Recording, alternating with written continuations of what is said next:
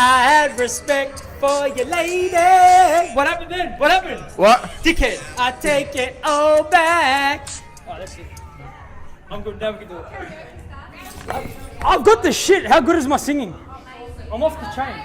Ladies, I told you we're going to karaoke. I'm going to fuck that shit right up. What's going on, guys? We are back with Yeah! another. Yeah! What are you doing, brother? What's happening, bro? Oh my god! And we are back! Every time, Yeah! every time, never gets old. I am fucking G'd, brother. Let's do this. What's going on, brother? Not much, brother. Yourself? You know, this and that. I didn't think you even said what we're doing. What's the podcast called? What do you mean? What was the name of the podcast? I interrupted. Real talk, no bull. Awkward. This Oh is yeah, awkward. true. I forgot about that. Dickhead. Well, this is Real Talk, No Bull. Yeah! So today we have a very special guest. Yeah! Who is it, bro? Sorry, bro. Alright, he goes by the name of Daniel, Me? not Daniel Dow. Oh, okay, sorry. Okay. Oh, Mum! Mum, we've made it! I got a shout out! Yeah! Noble HQ to Avoca St, Brunswick. What are you doing? Alright, This is why the podcast take forever. let's go, brother. It's Ask just- the questions, mate. I got shit to do. How can I ask the questions when you Go not on, fucking live, shut bro. up? Let's go. Alright, let's go. So our special guest, his name is Daniel, and he is going to talk to us today about his weight loss journey. So Daniel, thank you for coming on the podcast, man. Thanks, guys. Thanks for being here. I've just got to say that listening to every podcast since then, but then actually seeing this dickhead jump in from the side, completely different. How funny is it, It's right? awesome. So Daniel, tell us, man, how did you get started with your fitness journey? Talk to us. So I was basically a very healthy, overweight Italian kid, Yep. and that sort of just carried through to all the way till my teens. Always loved martial arts and stuff, so when I was about 18, 19 and I could get myself there, I got to kickboxing and I started doing that.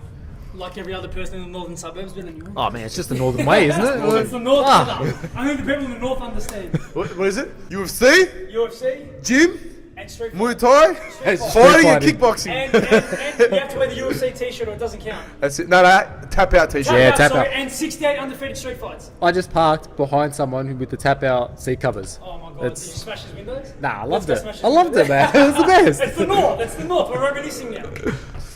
Anyway, yeah, go on. So yeah, I got into kickboxing. Tried to get pretty serious. Let him talk, Yeah, you're bro. right, brother. You're right. Go on, sir. Did a couple of inter-club comps and things and enjoyed it. Wanted to take it more seriously because my weight division I was batting well above where I should be. Yep.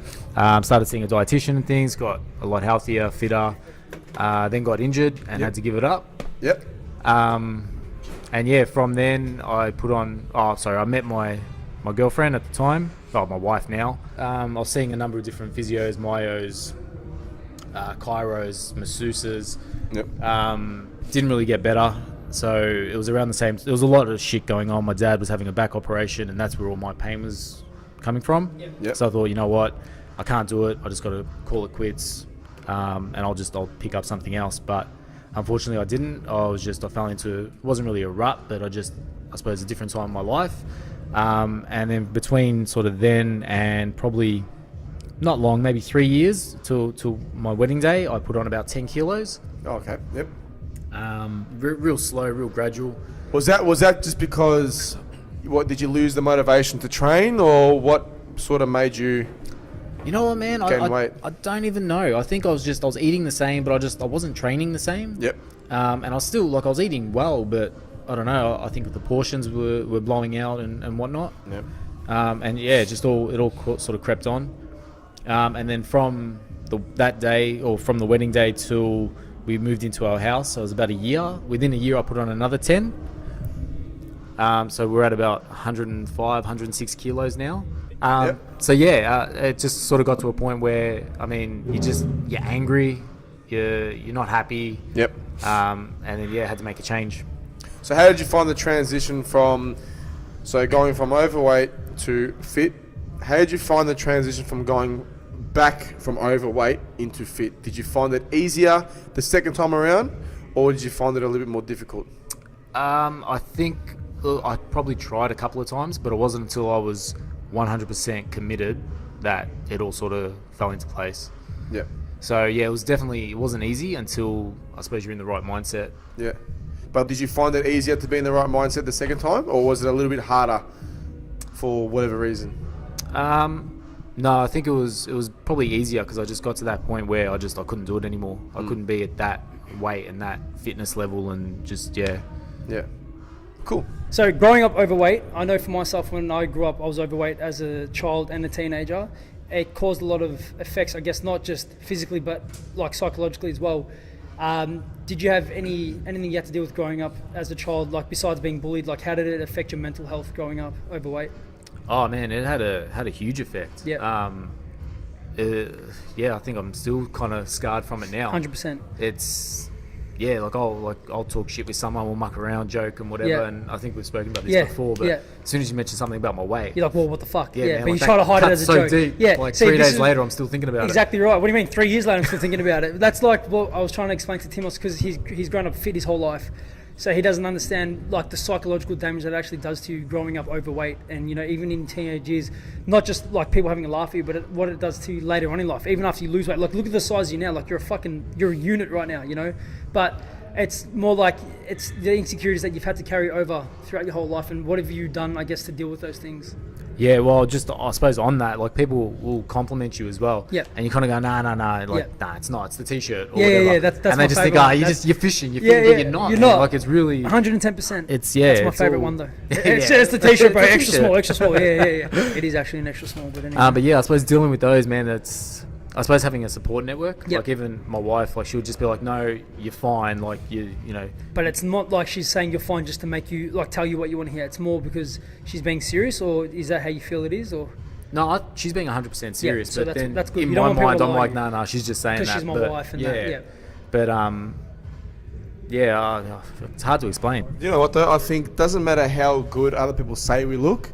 I think in our mind we're still It's a constant not happy. battle, yeah. But like we're still not happy. You know what I mean? Like it's funny. I saw a picture the other day on Instagram. He was a pretty buff dude flexing in the mirror, but in the mirror he was seeing a skinny that's dude, Yeah. but he was actually like a big dude. Yeah, So I've I seen think that. I think we're never actually. Gonna be satisfied. Yeah, we're never going to be satisfied with how we look.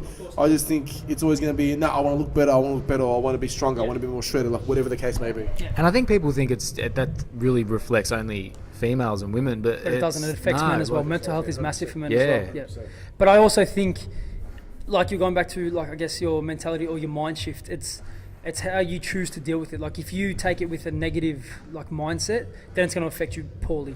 But if you take it with a positive mindset, at least you can take it and move on with it. Same thing with like everything we do every day. So I feel when I shifted my mentality, like no, I'm not overweight, but I was positive about it, I felt better. Whereas when I first lost weight, I was always negative. I was always insecure. I'd wear jumpers in 40-degree weather. I'd go to the gym in a jumper. I would never take off my top. But now it's like, well, no, I'm not overweight. I'm training every day and I'm trying to keep active.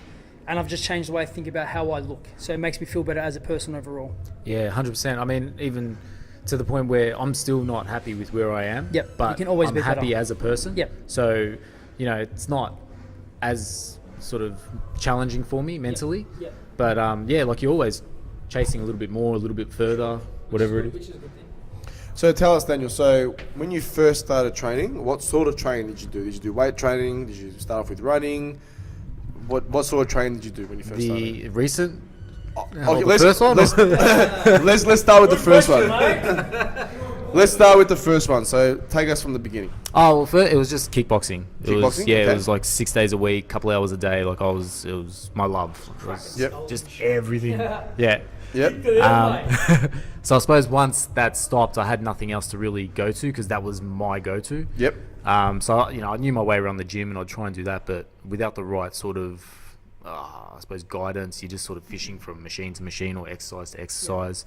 And the same with diet, you just sort of, you think this is the right thing to do, so you go with that. There's so much information out there. It's kind of hard, I guess, when you first start to decide what you want to do. There's so much information out there. It's a mind fuck. Yeah, 100%.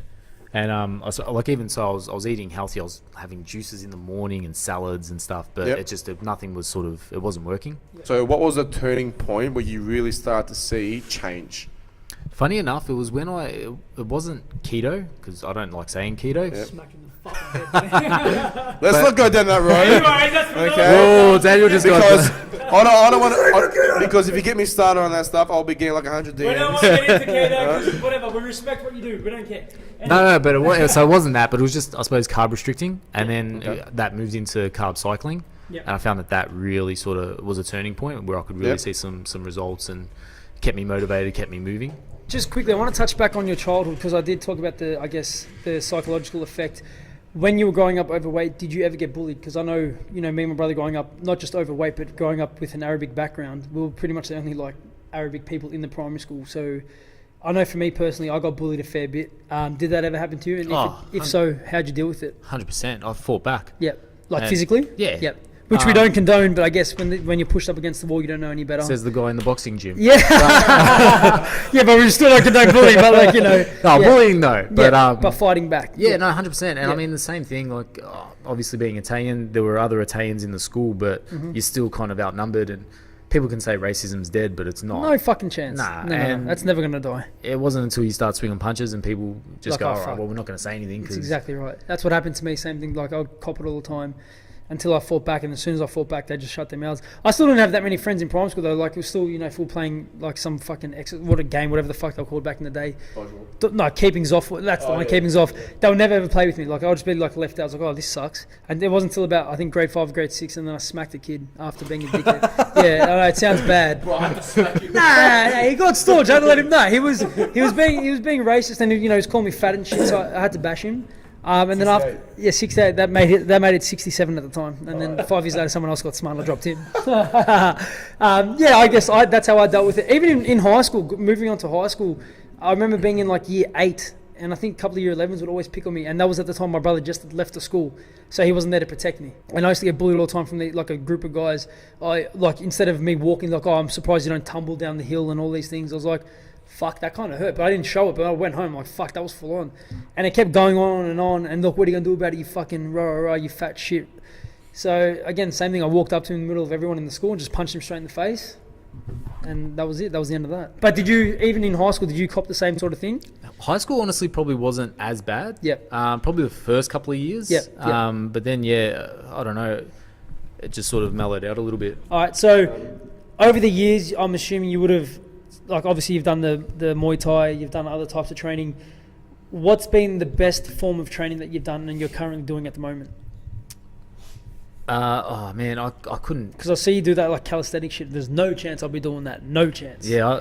Fuck that. I love that shit. Cunt's I don't a fucking know. monkey. Have you seen him, bro? This company going from bar to bar. He's just gone from bar to bar. The cunt's crazy. Yeah. I don't know. I mean, I still love kickboxing and boxing. That's just, if I ever have, I don't know, if I don't know what to do in the gym, I'll just go hit to the a bags bag. and whatnot. Yeah. But I love doing, gymnastics and calisthenics. I love throwing some weight around. Yep. I love just, trying to PR or, seeing what I can do there. It's a different kind of, I suppose, love now because I appreciate all of it. So Is it now that, because you have, I guess, a better understanding or you have maybe more clarity with yourself, are you not as strict with your training and eating? If you skip a day at the gym, you're not going to sit there and get paranoid. Oh fuck, I'm going to get fat. I'm going to lose my gains. Or is that something you still deal with? Oh no, I still deal with that. Yep. 100%. But I think we all deal with that to some degree. Yeah. Yeah, it's not so much, I'm going to get fat. It's just oh man, I feel crap. You I feel didn't shit. go. I it's feel more of an tired. outlet. My back's a bit, Yeah. And it's just so used to getting up, going there, stretching, doing mobility stuff. It's a routine. Yeah. It's a routine. All right, let me ask you this question, okay? That's his serious voice. Daniel, Savage Fitness, Okay. not Daniel Melbourne Strength Coach. Wait. I love that guy. Where is he? Wait. Forget about it, full time. All right, so you've been overweight and you've been quite lean and fit, okay? I want you to tell us, how do you feel physically? Overweight compared to now, looking quite lean and feeling quite fit. Look at the size of this guy, bro. I'm just trying to generalize it, okay? Massive. T-shirt, bro. Yeah, it's All right. a large this one. How do you feel now? So you've been both of those body types. Yep. How do you feel physically?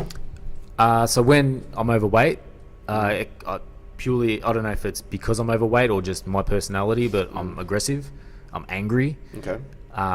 Little things will just piss me off and I'll lose it. Even simple things like just going to buy a new t-shirt, I'll just drive anyone who's with me crazy because it won't look good, it won't fit right. Do you feel that anger that you have, is it more towards yourself because you know that you were overweight but you didn't do anything to change that? 100%. Yeah. Yeah, it's all sort of aiming internally, but I project it outwards. Yeah, I think a lot of us do that. Yeah. What about physically in terms of like your body? Like, did you feel like you were a little bit more stiff? Did you feel like you had more joint pain? How did you feel? I can't remember about joint pain, but I'm sure it was there. I'm 100% sure it was there. Yeah. What about like walking up a flight of stairs, or like things like that? Like how did you feel? I'll put it this way: the best, like I was always fine with that. Yeah. But the biggest turning point was when one day I went to tie my shoelaces up, and I'm just like, "Fuck, this is actually hard." Like I had to put my foot up on something, I had to bend over. And I was just like, nah, that's shit. That's not right. That's not how it should be. Well, the reason why I'm asking you this question is because, I've trained quite a few people in my time, and they seem to say to me the same sort of, or not the same sort of thing, but within the same category. They'd say they would do the same things now that they're lean and fit as they were when they were overweight, and all these tasks become just 10 times easier. Like they feel like they're not out of breath as easy. They feel like things become lighter. I remember a client of mine a while ago, he was telling me that when he'd cut the grass, the whippersnipper would feel a lot lighter because of the fact that he was doing strength training.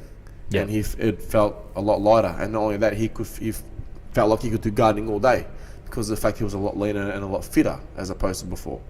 So do you sort of feel that way? So do you feel like a lot of the tasks that you do throughout your day are just a lot more effortless because of the fact that you're a lot more fitter? Yeah, 100%. Even sleeping, like a simple task, like you sleep a lot better.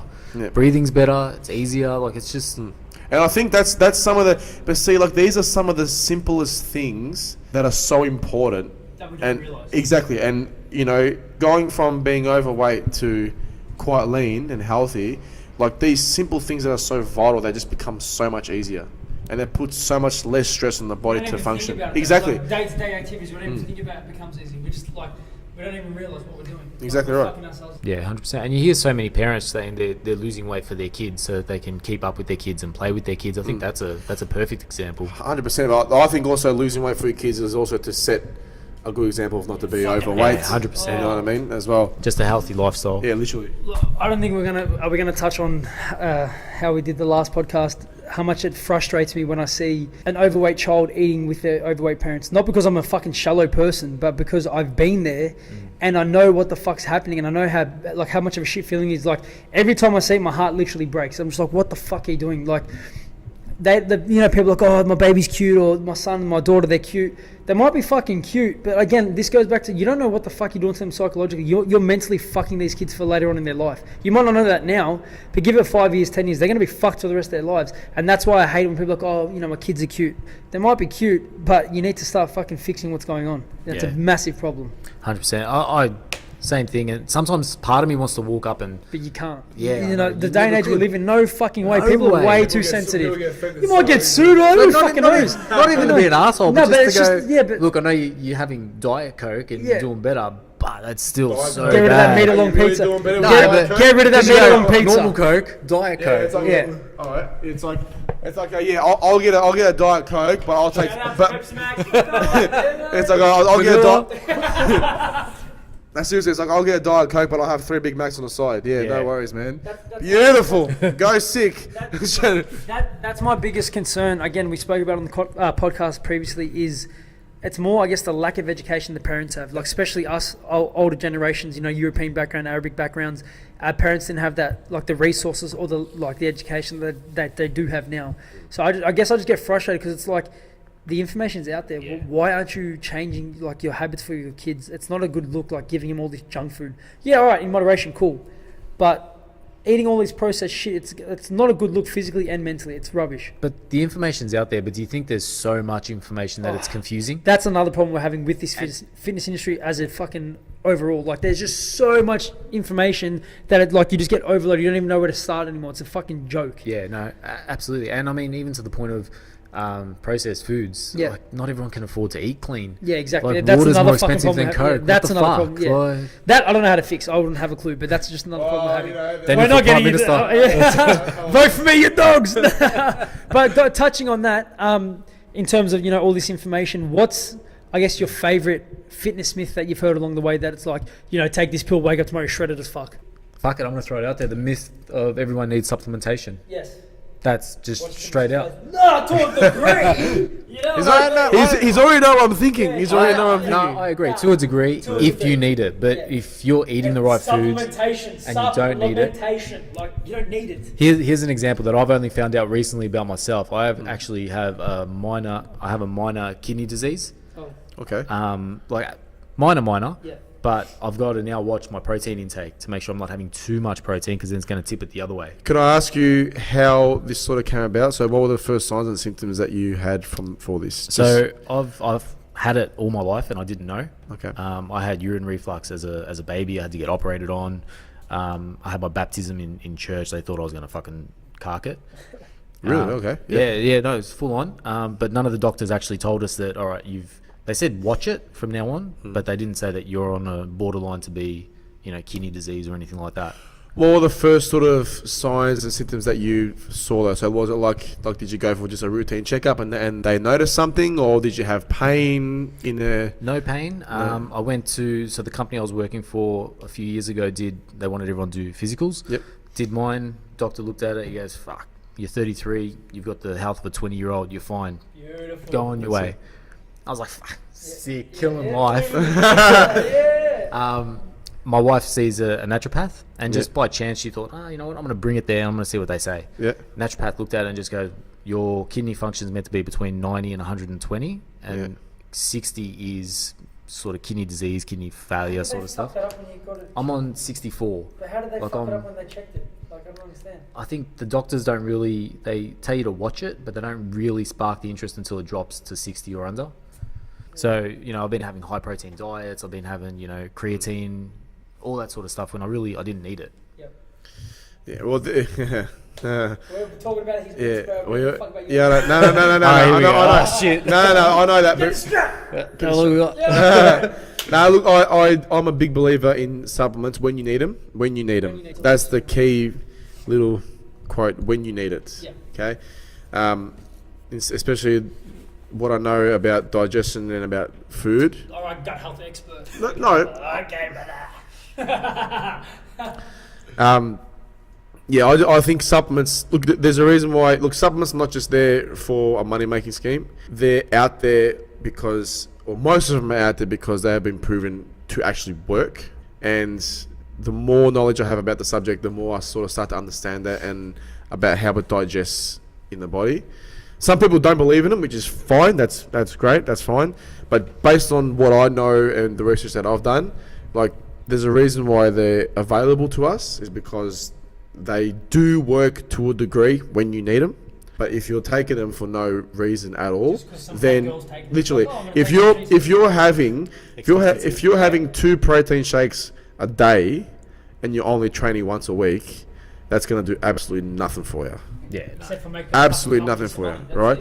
If you're training 5 days a week and the majority of those are heavy sessions and you're having 2 shakes a day, then it will be very beneficial for you. Well, if they're already getting their protein source enough from food. Yeah, that could be okay, but the problem is, again, it comes down to digestion, and we've had this conversation before. Think of it this way: if you've got, why are we talking about this? no, because he started it. I'm just having my input. So if you've got, so obviously, I don't know, you probably know this. After you train, you've got about a 30 to 45 minute window. That's the anabolic window. Right, so you have to have protein within that time. The only problem is if we go home and have a steak. What's wrong, bro? No, because that's what I used to believe in. But each their own. This is why I say, the fitness industry. There's so much information out there, so it's hard to say what works and what doesn't work. But that's what I used to believe in when I first started training, and now I have my own beliefs. But if that's what you believe in, bro, go hard. I'm not here to say you're wrong. Let me just finish what I'm saying, and then Oh no! Yeah, go on. Organise me. I need fucking Panadol, man. Buy coffee, brother. I got a coffee machine. Buy coffee. I need Panadol. Anyway, so after you train, you got a 30 to 45 minute window.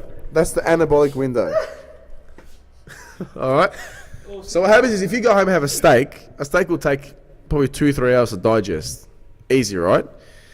Now, that's 2-3 hours of protein that's not synthesizing in your muscles. Whereas if you have a shake within that time frame, especially with water, it will synthesize very, very quickly within that time frame.